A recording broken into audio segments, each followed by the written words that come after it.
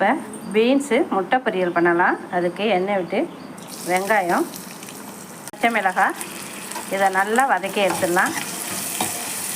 Beans சேர்த்துக்கலாம். இந்த காய்க்கு தேவையான மிளகாத்தூள் போட்டுக்கலாம். கம்மியாக போட்டுக்குங்க. உப்பு சேர்த்துக்கலாம்.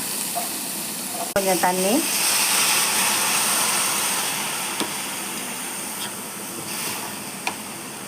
இதை நல்லா மூடி போட்டு இந்த பீன்ஸ் வேகிற முடிவிடலாம். காய் நல்லா வெந்துருச்சு. இப்போ இதில் 3 முட்டையை சேர்த்துக்கலாம்.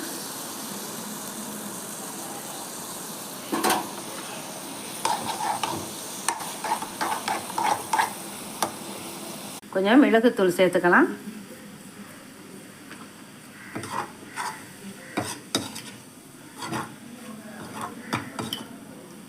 சூப்பராக ரெடி ஆகிடுச்சு. நீங்களும் இதே போல் செஞ்சு பார்த்துட்டு